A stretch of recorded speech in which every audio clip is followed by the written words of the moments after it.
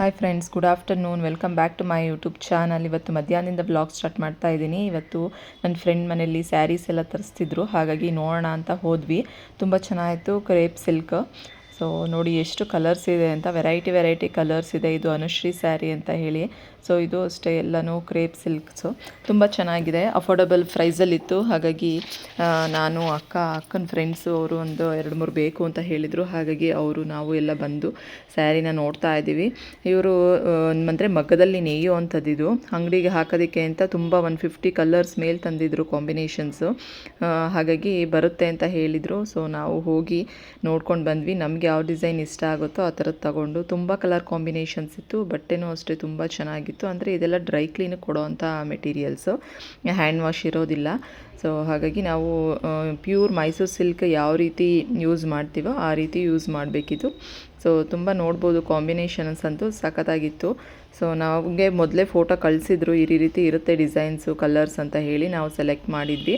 ಆದ್ರೂ ತುಂಬ ಕಲರ್ಸ್ ಇತ್ತು, ತುಂಬ ವೆರೈಟಿ ಆಫ್ ಡಿಸೈನ್ಸ್ ಇತ್ತು. ಸೊ ಹಾಗಾಗಿ ಇವಾಗ ಎಲ್ಲ ನೋಡ್ತಾ ಇದ್ದೀವಿ. ಅಂದರೆ ಕಲರ್ಸ್ ನೋಡ್ತಾ ಇದ್ದಂಗೆ ಅದು ತೊಗೋಬೇಕು ಇದು ತೊಗೋಬೇಕು ಅಂತ ಅನ್ನಿಸ್ತಾ ಇರುತ್ತೆ. ತುಂಬ ಚೆನ್ನಾಗಿರುತ್ತೆ. ಸೀರೆ ಅಂದರೆ ಮಹಿಳೆಯರಿಗೆ ತುಂಬ ಇಷ್ಟ ಅಲ್ವಾ. ಸೊ ಯಾವ್ದು ನೋಡಿದ್ರೂ ನೋಡಿ ಇದು ಚೆನ್ನಾಗಿದೆ ಅನಿಸುತ್ತೆ. ಬಟ್ ಬ್ಲ್ಯಾಕು ಪೂಜೆಗೆಲ್ಲ ಉಡೋದಕ್ಕೆ ಆಗಲ್ಲ ಅಂತ ಹೇಳಿ ಸೊ ಲೈಟ್ ಕಲರ್ಸ್ ಎಲ್ಲ ನೋಡಿದ್ವಿ. ತುಂಬ ಚೆನ್ನಾಗಿತ್ತು. ಇದೆಲ್ಲ 3500 4000 ಒಳಗಡೆ ರೇಂಜ್. ನಾವು ಅಂಗಡಿಲಿ ತೊಗೊಬೇಕು ಅಂತಂದರೆ ಅವ್ರು 5500 ಸೇಲ್ ಮಾಡ್ತಾರೆ ಅಂತ ಹೇಳ್ತಿದ್ರು. ಇವರು ಮಗ್ಗದಲ್ಲಿ ನೇಯ್ದು ಅಂಗಡಿಗೆಲ್ಲ ಮಾರ್ತಾರೆ. ಬಟ್ ಮನೆಯಲ್ಲೇ ತೊಗೊಳೋದ್ರಿಂದ ನಾವು ಕಮ್ಮಿ ರೇಂಜ್ಗೆ ಹಾಕ್ಕೊಡ್ತಾರೆ. ಹಾಗಾಗಿ ನೋಡಿ ತುಂಬ ಕಲರ್ಸ್ ಇದ್ವು. ನೋಡಿ ಎಷ್ಟು ಚೆನ್ನಾಗಿರೋ ಕಲರ್ಸ್ ಅಲ್ವಾ.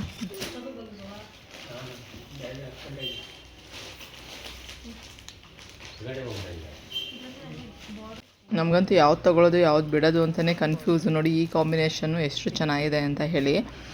ಸೊ ಕಲರ್ ಇರೋರ್ಗಂತೂ ಸಖತ್ತಾಗಿ ಕಾಣಿಸುತ್ತೆ. ಬಾರ್ಡ್ರ್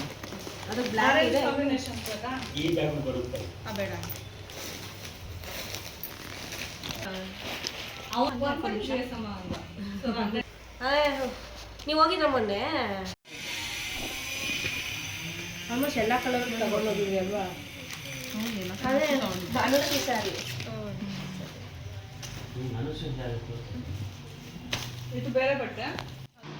ಇದೆಲ್ಲ ಬನಾರಸಿ ಸ್ಯಾರಿ. ಇದು ಅಷ್ಟೇ ಚೆನ್ನಾಗಿದೆ, 3500. ಇದು ಅಷ್ಟೇ ತುಂಬ ಚೆನ್ನಾಗಿತ್ತು ಬಟ್ಟೆ ಕ್ವಾಲಿಟಿ ಅಂತೂ. ನೋಡಿ ಇಲ್ಲೆಲ್ಲ ಫುಲ್ ಬುಟ್ಟ ಬಂದಿದೆ, ಗ್ರ್ಯಾಂಡ್ ವರ್ಕ್ ಇದೆ, ಸೆರಗು ಬ್ಲೌಸು ಎಲ್ಲನೂ.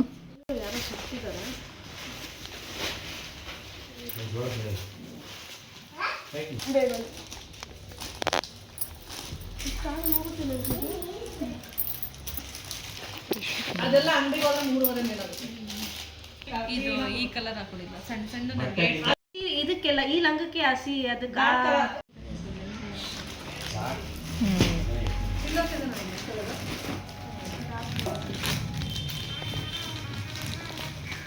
ಮಸಾಲೆ ದೋಸೆ ರೆಡಿ ಇದೆ ಮೋನಿಶಾ ಅವ್ರಿಗೆ. ದೊಡ್ಡಮ್ಮನ ಮಸಾಲೆ ದೋಸೆ.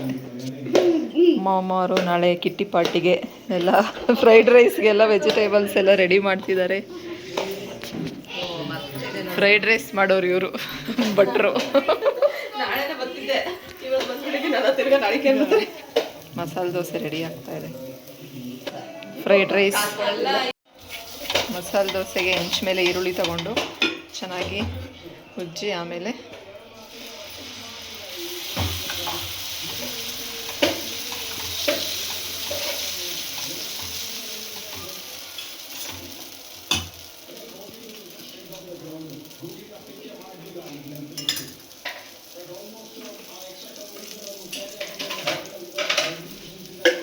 ತುಪ್ಪ ಹಾಕಿ ರೆಡಿಯಾಗಿದೆ ಮಸಾಲೆ ದೋಸೆ. ಇದರಲ್ಲಿ ಪಲ್ಯನೂ ಹಾಕಿದೆಯಾ? ಇವಾಗ ನಾವು ಫ್ರೈಡ್ ರೈಸ್ ಗೊಜ್ಜು ಮಾಡ್ತಾ ಇದ್ದೀವಿ. ಬಾಣಲಿಗೆ ಎಣ್ಣೆ ಹಾಕ್ಕೊಂಡಿದ್ದೀನಿ, ಒಂದು ಎರಡು ಲೋಟ.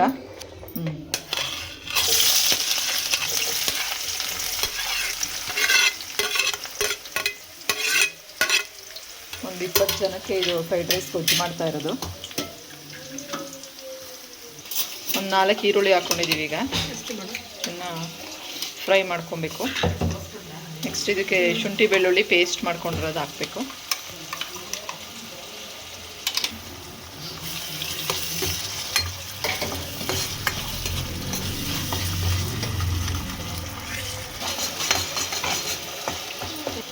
ಈರುಳ್ಳಿ ಮತ್ತು ಶುಂಠಿ ಬೆಳ್ಳುಳ್ಳಿ ಹಸಿ ವಾಸನೆ ಹೋಗೋವರೆಗೂ ಫ್ರೈ ಮಾಡ್ಕೋಬೇಕು ನೀಟಾಗಿ. ಮೆಣಸಿನ ಪುಡಿ ಮಾಡ್ಕೋಬೇಕು. ಈಗ ಹಸಿಮೆಣಸಿನ್ಕಾಯಿ ಹಾಕ್ಕೊಂಡಿದ್ದೀವಿ. ಶುಂಠಿ ಬೆಳ್ಳುಳ್ಳಿ ತಳ ಎಳೆಯೋ ಚಾನ್ಸಸ್ ಇರುತ್ತೆ, ಹಾಗಾಗಿ ಸಣ್ಣ ಉರಿ ಮಾಡಿಕೊಂಡು ನೀಟಾಗಿ ಅದು ಹಸಿ ವಾಸನೆ ಹೋಗೋವರೆಗೂ ಫ್ರೈ ಮಾಡ್ಕೋಬೇಕು. ಈಗ ವೆಜಿಟೇಬಲ್ಸ್ ಹಾಕೋಬೇಕು. ಫಸ್ಟು ಬೀನ್ಸ್ನ ಸಣ್ಣದಾಗಿ ಕಟ್ ಮಾಡ್ಕೊಂಡಿದ್ದೀವಿ. ಒಂದು ಅರ್ಧ kg ಬೀನ್ಸ್ ಹಾಕ್ಕೊಂಡಿದ್ದೀವಿ. ಸಣ್ಣದಾಗಿ ಕಟ್ ಮಾಡಿಕೊಂಡ್ರೆ ಅದು ಬೇಗ, ಅಂದರೆ ಎಣ್ಣೆಲೇ ಬೇಯಬೇಕಲ್ಲ, ಹಾಗಾಗಿ ನೀರೇನು ಹಾಕಲ್ಲ. ಅಂದರೆ ವೆಜಿಟೇಬಲ್ಸ್ ಎಲ್ಲ ಸ್ವಲ್ಪ ಬೇಯಿಸ್ಕೋಬೇಕು, ಫುಲ್ಲು ಬೇಯಿಸಂಗಿಲ್ಲ.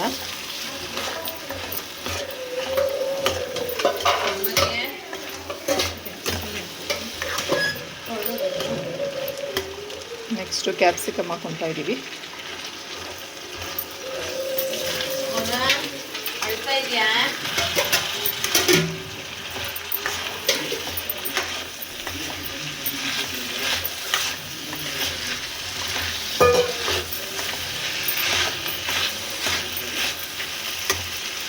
ತುಂಬ ಚೆನ್ನಾಗಿರುತ್ತೆ ಫ್ರೈಡ್ ರೈಸು, ಮಕ್ಕಳಿಗೆ ಇಷ್ಟ. ಜಾಸ್ತಿ ಮಸಾಲೆ ಏನೂ ಇರಲ್ವಲ್ಲ. ಎಣ್ಣೆ ಸ್ವಲ್ಪ ಜಾಸ್ತಿ ಬೇಕಾಗುತ್ತೆ ಇದಕ್ಕೆ. ಎಣ್ಣೆಲೇ ಎಲ್ಲ ವೆಜಿಟೇಬಲ್ಸ್ ಎಲ್ಲ ಫ್ರೈ ಆಗಬೇಕಲ್ಲ, ಹಾಗಾಗಿ. ಇದ್ರ ಮಧ್ಯ ಇವರಿಬ್ದು ಜಗಳ ಬೇರೆ, ಫೈಟಿಂಗು. ಹಾಂ, ಈ ಚಳಿಲಿ ಐಸ್ ಕ್ರೀಮ್ ತಿನ್ಬಿಡು. ಇವ್ರದ್ದು ಕ್ರಿಕೆಟ್ ನೋಡೋದಾಯಿತು, ಇವ್ರದ್ದು ಜಗಳ ಬಿಡಿಸ್ತಾ ಇರೋದು. ನಾವು ಫ್ರೈಡ್ ರೈಸ್ ಗ್ರೇವಿ ಮಾಡ್ಕೊಂಡು, ಗೊಜ್ಜು ಮಾಡಿಕೊಂಡು ಇವ್ರ ಜಗಳ ಬಿಡಿಸ್ತಾ ಇದ್ದೀವಿ. ಈಗ ಹಸಿ ಬಟಾಣಿ ಹಾಕ್ತಾಯಿದ್ದೀವಿ. ಇದು ಇಟ್ಟಾಗೆ ಮೊಳಕೆ ಬಂದೈತೆ ಹಸಿ ಬಟಾಣಿ.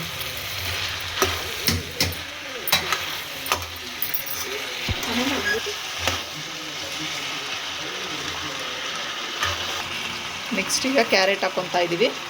ಎಲ್ಲ ಒಂದು ಕಾಲು kg ಹಾಕ್ಕೊಂಡಿದ್ದೀವ. ಎಲ್ಲ ತರಕಾರಿಗಳು ಒಂದು ಕಾಲು kg ಹಾಕ್ಕೊಂಡು ನೀಟಾಗಿ ಉದ್ದಕ್ಕೆ ಸಣ್ಣದಾಗಿ ಕಟ್ ಮಾಡ್ಕೊಂಡಿದ್ದೀವಿ. ಎಣ್ಣೆಲೇ ಬೇಯಬೇಕಲ್ಲ, ಹಾಗಾಗಿ ದಪ್ಪದಾಗಿ ಕಟ್ ಮಾಡ್ಕೋಬಾರ್ದು, ಸಣ್ಣದಾಗಿ ಕಟ್ ಮಾಡ್ಕೊಬೇಕು. ಚೂರು ಅರ್ಶಿನ ಹಾಕಿದರೆ ಬೇಕೊಳ್ಳೋದು ಬೇಗ. ಉಪ್ಪು ಲಾಸ್ಟಿಗೆ ಹಾಕೋಬೇಕು, ಮೊದಲೇ ಹಾಕ್ಕೊಂಡ್ರೆ ನೀರು ಬಿಟ್ಕೊಂಡ್ಬಿಡುತ್ತೆ.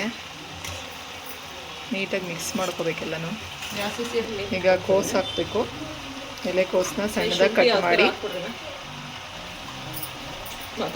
ಕಟ್ ಮಾಡಿ ಸೇರಿಸ್ಕೊಬೇಕು. ಎಲ್ಲ ನೀಟಾಗಿ ಮಿಕ್ಸ್ ಮಾಡ್ಕೋಬೇಕು. ನೀಟಾಗಿ ಎಲ್ಲ ಬೇಯಬೇಕಿದು ಎಣ್ಣೆಯಲ್ಲೇ. ಈಗ ಸ್ವಲ್ಪ ಹುಡಿ ಉಪ್ಪು ಹಾಕ್ತಾಯಿದ್ವಿ. ಪುಡಿ ಉಪ್ಪು,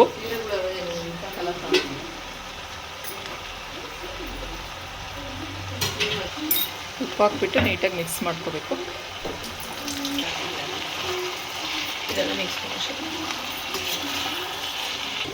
ಈಗ ಪೆಪ್ಪರ್ ಪೌಡ್ರ್ ಮಾಡ್ಕೊಂಡಿದ್ವಲ್ಲ ಅದನ್ನು ಹಾಕ್ತಾಯಿದ್ದೀವಿ. ನಿಮಗೆ ಖಾರ ಎಷ್ಟು ಬೇಕೋ ಅಷ್ಟು ಮಾತ್ರ ಹಾಕ್ಕೊಳ್ಳಿ. ನೆಕ್ಸ್ಟ್ ಈಗ ಸ್ವಲ್ಪ ಟೇಸ್ಟಿಂಗ್ ಪೌಡ್ರು ಹಾಕ್ಕೊಂಡಿದ್ದೀವಿ. ಇದು ಹಾಕಿದ್ರೆ ಟೇಸ್ಟ್ ಬರುತ್ತೆ ಫ್ರೈಡ್ ರೈಸ್ ಅಂತ. ಇದು ನೀರು ಥರ ಆಗುತ್ತಾ? ನೀರು ಥರ ಆಗುತ್ತದು, ಎಣ್ಣೆಗೆ ಹಾಕಬೇಕು ಮಧ್ಯಕ್ಕೆ. ಇದು ಪೆಪ್ಪರ್ ಟೇಸ್ಟಿಂಗ್ ಪೌಡ್ರ್ ಹಾಕಿದ್ರೆ ತುಂಬ ಟೇಸ್ಟಾಗಿರುತ್ತೆ ಅಂತ. ಇದು ಪೆಪ್ಪರ್ ಪೌಡ್ರು ಖಾರ ಸಾಲಿಲ್ಲ ಅಂತ ಮತ್ತೆ ಸ್ವಲ್ಪ ಹಾಕ್ಕೊತಾ ಇದ್ದೀವಿ. ಸೊ ಫ್ರೈಡ್ ರೈಸ್ ರೆಡಿ ಆಯಿತು. ಇಷ್ಟೇ ಫ್ರೈಡ್ ರೈಸ್ ಮಾಡೋವಂಥದ್ದು. ಕೊತ್ತಂಬರಿ ಸೊಪ್ಪು ಇನ್ನು ನಾಳೆ ನೀವು ಕಲಿಸ್ಬೇಕಾದ್ರೆ ರೈಸ್ಗೆ ಜೊತೆಗೆ ಹಾಕ್ಕೊಂಡು ಮಿಕ್ಸ್ ಮಾಡ್ಕೊಬೇಕು. ಫ್ರೈಡ್ ರೈಸ್ ರೆಡಿ ಆಗ್ತಾ ಇದೆ. ನೀವು ಇದೇ ರೀತಿ ಫ್ರೈಡ್ ರೈಸ್ ಗೊಜ್ಜು ಮಾಡ್ಕೊಳ್ಳಿ. ಒಂದು 20 ಮೆಂಬರ್ಸ್ಗೆ ಅಂತ ಮಾಡಿರೋ ಅಂಥದ್ದು ಇದು. ಸೊ ತುಂಬ ಚೆನ್ನಾಗಿರುತ್ತೆ, ಟೇಸ್ಟಿಯಾಗಿರುತ್ತೆ. ಬಿಸಿ ಬಿಸಿಯಾದ ಫ್ರೈಡ್ ರೈಸ್ ಗೊಜ್ಜು ರೆಡಿಯಾಗಿದೆ. ಫ್ರೈಡ್ ರೈಸ್ ಗೊಜ್ಜು ರೆಡಿಯಾಗಿದೆ ನಾಳೆ ಕಿಟ್ಟಿ ಪಾರ್ಟಿಗೋಸ್ಕರ. ಫ್ರೈಡ್ ರೈಸ್ ರೆಡಿಯಾಗಿದೆ. ಒಂದು ಸತಿ ಟೇಸ್ಟ್ ಮಾಡಿ ನೋಡಿ ಹೆಂಗೆ ಮಾಡಿದ್ದೀರಾ ಅಂತ. ಚೆನ್ನಾಯ್ತಾ? ಉಪ್ಪು ಹುಳಿ ಖಾರ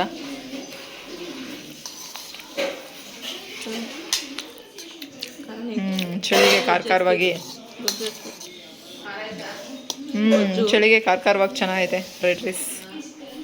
ಸಂಕ್ರಾಂತಿ ಹಬ್ಬ ಇನ್ನೇನು 2 ಡೇಸ್ ಇದೆಯಲ್ವ, ಹಾಗಾಗಿ ಕೊಬ್ಬರಿ ಬೆಲ್ಲ ಎಲ್ಲ ತೊಗೊಂಡು ಬಂದು ಎಲ್ಲ ಸಣ್ಣದಾಗಿ ಹೆಚ್ಕೊಂಡು ಸೊ ಈಗೆಲ್ಲ ಒಣಗಾಕೊಬೇಕು. ಬಿಸಿಲೇ ಇಲ್ಲ ಯಾಕೋ 2 ಡೇಸಿಂದ ತುಂಬ ಚಳಿ ಇದೆ, ಸಣ್ಣದಾಗಿ ಮಳೆನೂ ಬರ್ತಾ ಇದೆ. ಹಾಗಾಗಿ ನಿನ್ನೆ ಫ್ರೀ ಇದ್ದು ಅಂತ ಹೇಳಿ ಅಮ್ಮನ ಮನೆಯಲ್ಲೇ ಎಲ್ಲ ಕಟ್ ಮಾಡ್ಕೊಂಡು ಬಂದೆ. ಇವತ್ತು ಸ್ವಲ್ಪ ಬಿಸಿಲಿಗೆ ಒಣಗಾಕೊಂಡ್ರೆ ಸರಿ ಹೋಗುತ್ತೆ. ಕಡಲೆ ಬೀಜ, ಕಡಲೆ, ಬಿಳಿ ಎಳ್ಳು ಮತ್ತು ಇದು ಸೋಂಪಾಪುಡಿ, ಇದು ಮಕ್ಳಿಗೆ ತುಂಬ ಇಷ್ಟ, ಹಾಗಾಗಿ ಎಲ್ಲ ತೊಗೊಂಡು ಬಂದೆ. ಸೊ ಈಗೆಲ್ಲ ರೆಡಿ ಮಾಡ್ಕೊಂಡಿದ್ದೀನಿ.